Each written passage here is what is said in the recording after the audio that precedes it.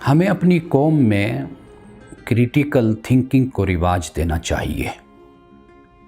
Critical thinking در حقیقت انسان کے اندر سے خوف کو ختم کر دیتا ہے۔ یعنی جب انسان سوچتا ہے، غور و فکر کرتا ہے اور شخصیات کے بت بھی ٹوٹ جاتے ہیں، پھر کوئی شخص بھی آپ کے لیے حجت، آپ کے لیے اس طرح مقتدا اور رہبر رہنما نہیں بنتا کہ بس آپ آنکھیں بند کیے اس کے پیچھے چلتے جائیں۔ کریٹیکل تھنکنگ ضروری نہیں ہے کہ کوئی شخص بہت ہی تعلیم یافتہ ہو اس میں کریٹیکل تھنکنگ ہو سکتا ہے کہ شخص کے جو اعلیٰ تعلیم یافتہ تو نہیں ہے، ممکن ہے کہ وہ پڑھا ہوا بھی نہیں ہو، لیکن اس میں کریٹیکل تھنکنگ کی صلاحیت ہو اور اس نے اپنے آپ کو اس حوالے سے پالش کیا ہو۔ یاد رکھیے کہ دنیا میں قوموں کی ترقی کے بہت سے اسباب ہیں، ان میں سے ایک سبب یہ بھی ہے کہ آپ کسی بات کو بھی کسی شخص کے کہنے پر آنکھیں بند کر کے قبول کرنے کے لیے تیار نہ ہوں، بلکہ وہ جو کچھ بھی کہتا ہے آپ اس کو تجربے کی روشنی میں، مشاہدے کی روشنی میں، شواہد کی روشنی میں، دلائل کی روشنی میں، تاریخ کی روشنی میں آپ اس کو پرکھیں، دیکھیں، پھر آپ اس بات کو قبول کر لیں۔ بات کے قبول کرنے کے لیے کسی شخص کے بجائے بات پر اگر فوکس کیا جائے تو اس سے ہم کسی صحیح نتیجے تک پہنچ سکتے ہیں۔ اور نوجوانوں میں کریٹیکل تھنکنگ کا ہونا بہت ضروری ہے، اس لیے کہ نوجوان ہی اگر آنکھیں بند کر لیں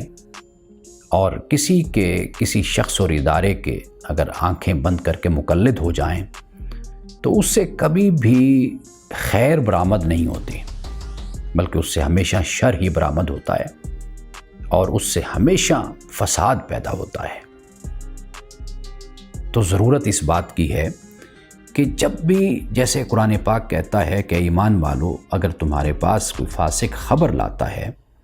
یعنی یہاں پر نبا ان سے مراد کوئی اہم بات، اہم خبر، تو فتبینوا ان تصیبوا قوما بجہالۃ، کہ اگر تم یہ جانچ پڑتال نہیں کرتے، سوچتے نہیں ہو، کریٹیکل تھنکنگ تمہارے اندر نہیں ہے یا اس سے کام نہیں لیتے، تو پھر نقصان یہ ہوگا کہ تم جہالت کی وجہ سے اس دوسرے شخص پر چڑھ دوڑو گے یا دوسری قوم پر چڑھ دوڑو گے، اور بعد میں جب تمہیں حقیقت کا علم ہوگا تو تمہیں پھر ندامت ہوگی۔ یہی صورتحال ہوتی ہے کہ جب کریٹیکل تھنکنگ نہ ہو، جب تحقیق کی، ریسرچ کی عادت نہ ہو اور انسان یک طرفہ طور پر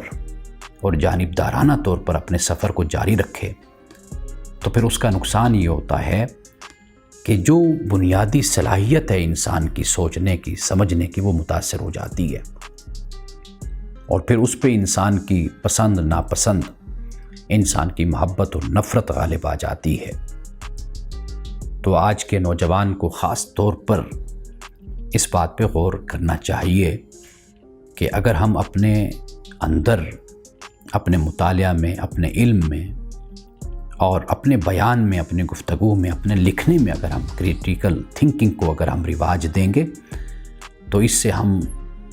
بہت سے فسادات اور قباحتوں سے ہم بچ جائیں گے۔ اور پھر ہوتا اس طرح ہے کہ مستقبل میں جب نوجوان سفر کرتا ہوا اپنے علم کا، مطالعے کا، تجربے کا ایک مقام تک پہنچتا ہے،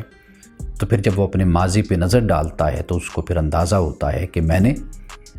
کتنے لوگوں کے ساتھ زیادتی کی، کیا رویہ رکھا، اور میں کن باتوں پر جذباتی ہو جاتا تھا اور کن باتوں پر میں لڑنے جھگڑنے کے لیے تیار ہو جاتا تھا۔ تو ماضی پہ جب وہ نظر ڈالتا ہے تو پھر اس کو ندامت اور پشیمانی ہوتی ہے۔ تو اس لیے بچوں میں، بڑوں میں، نوجوانوں میں یہ سوچ رواج پانی چاہیے کہ وہ جو بات بھی ہو، یہ نہ دیکھیں کہ کہنے والا کون ہے، یہ دیکھیں کہ اس کی بات آیا کہ کیسی ہے، اس کا جائزہ لیں، اس کو سمجھیں، تجزیہ کریں، پھر اس کے بعد اس کو قبول کریں یا اس کو رد کر دیں۔